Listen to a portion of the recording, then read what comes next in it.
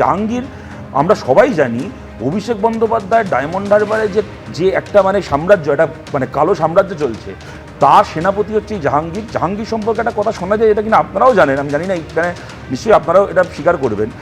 আমার কাছে কোনো প্রমাণ নেই, এটা ঠিক ভুল জানি না, কিন্তু এটা আমরা সবাই শুনি, আপনারাও এটা শুনেছেন। যেদিন শেখ শাহজাহান গ্রেপ্তার হলো ইডির হাতে, ইডি নাকি সেই দিন জাহাঙ্গীরকে গ্রেপ্তার করার জন্যই আসলে রওনা হয়েছিল।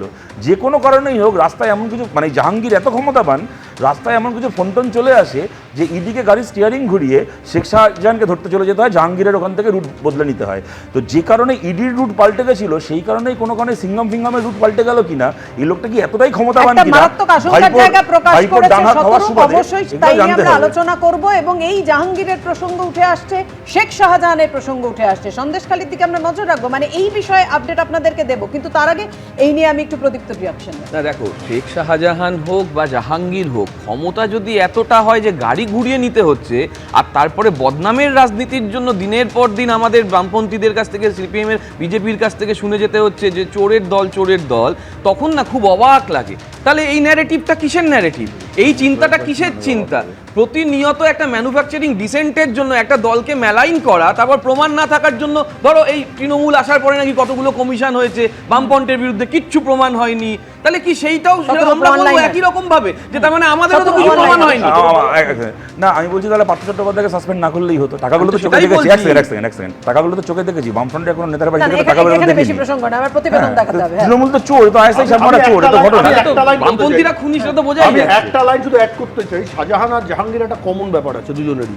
এর আগে সিপিএম করতো, ওখানে সমাজ বিরোধী ছিল। শাহজাহান কোনোদিন সিপিএম পরে শাহজাহান সিপিএম করতো, আমি বলছি শুভেন্দু তৃণমূল খোঁজ করো শাহজাহান জাহাঙ্গীরের সিপিএম করতো, তৃণমূলের নেতা করতো, তোমরা নেতা বানাও, কোনোদিন করতো তৃণমূলের নেতা।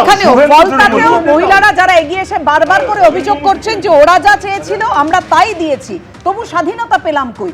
একই ধরনের অভিযোগ তো আমরা শুনেছিলাম, সেই ভয়ঙ্কর অভিযোগগুলো, যে অভিযোগগুলো সন্দেশখালীতে সামনে উঠে এসেছিল। দক্ষিণ 24 পরগনার ফলতায় সেই ভয়াবহ অভিযোগ উঠল।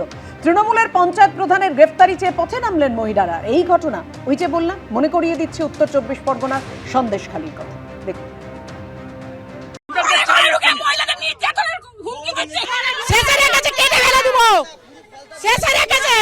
হুমকি, মারধর, মহিলাদের ওপর অত্যাচার, জোর করে ভোট আদায়, ভয়ঙ্কর সব অভিযোগ উঠল তৃণমূলের পঞ্চায়েত প্রধানের বিরুদ্ধে। প্রতিবাদে পথে নামলেন মহিলারা।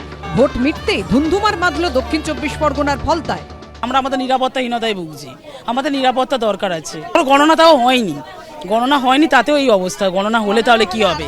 এই আবহে অনেকের মনে পড়ে যাচ্ছে উত্তর 24 পরগনার সন্দেশখালীর কথা। সেখানকার একসময় ত্রাস তৃণমূল নেতা শেখ শাহজাহান ও তার দলবলের বিরুদ্ধেও ঠিক এভাবেই রাস্তায় নেমেছিলেন মহিলারা।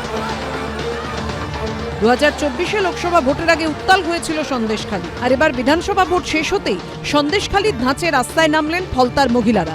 তৃণমূলের পঞ্চায়েত প্রধান ইসরাফিল চকদারের বিরুদ্ধে একের পর এক মারাত্মক অভিযোগ তুলেছেন তারা। 2021 সাল থেকে এই আমাদের গ্রাম পঞ্চায়েতে মানুষকে ভোট দেওয়ার দিতে ইচ্ছে না, প্লাস মানুষকে হুমকি দৌড় দিয়ে রেখে দিয়েছে। মহিলাদের নির্যাতনের হুমকি দিচ্ছে। এটা কে দিচ্ছে?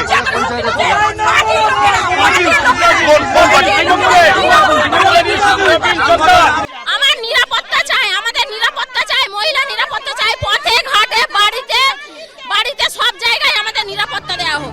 সন্দেশখালীতে শুধু মহিলাদের ওপর অত্যাচারই নয়, জোর করে জমি দখল, চাষের জমিতে নোনা জল ঢুকিয়ে ভেড়ি তৈরির মতো অভিযোগ উঠেছিল তৃণমূল নেতার বিরুদ্ধে। ফলতায় পঞ্চায়েত প্রধানের বিরুদ্ধে উঠল ভয়ঙ্কর সব অভিযোগ।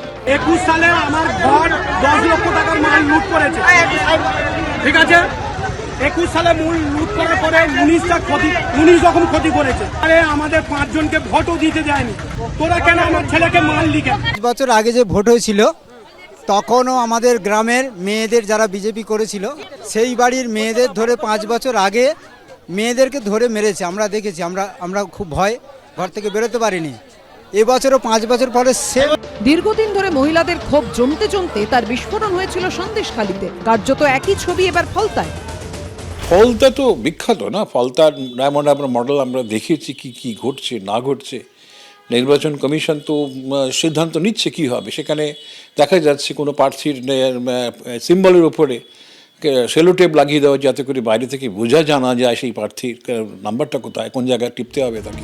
অন্যদিকে ফলতায় বিক্ষোভের নেপথ্যে অন্য অঙ্ক দেখছে তৃণমূল। 15টা বুথে রি ইলেকশন করলো, যেটা আজকে হয়েছে। সেখানে ফলতার ব্যাপারে তারা বলেছে কিছু রি ইলেকশন, না বলেনি। তাহলে আজকে হঠাৎ এই অভিযোগ, কিছু মহিলা কিছু বিক্ষোভ গজিয়ে উঠলো কি করে? ইলেকশনের দিন হলো না, 29 তারিখ, 30 তারিখ হলো না, 1 তারিখ হলো না, 2 তারিখে হঠাৎ এটা গজিয়ে উঠলো কি করে? এটাই আপনাদেরও প্রশ্ন করা উচিত। আকাশ থেকে পড়ে না।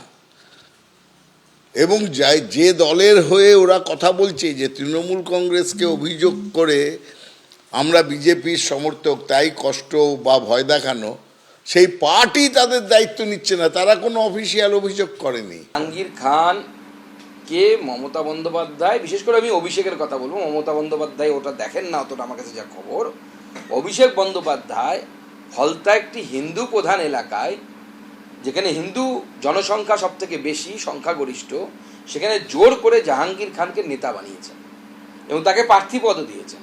সেখানে বছরের পর বছর ধরে জাহাঙ্গীর খানের ভাই এবং যে নেতাদের নাম আপনারা বলছেন, এই নেতারা অত্যাচার করে, রীতিমতো অত্যাচার করে, সমস্ত ধরনের অত্যাচার। সব মিলিয়ে ভোটের ফল বেরোনোর আগে ফলতার ঘটনা ঘিরে তপ্ত রাজনীতি। পার্থপ্রতিম ঘোষ, অরিত্রিক ভট্টাচার্য ও অনির্বাণ বিশ্বাসের রিপোর্ট, এবিপি আনন্দ। এবিপি আনন্দ, এগিয়ে থাকে, এগিয়ে রাখে।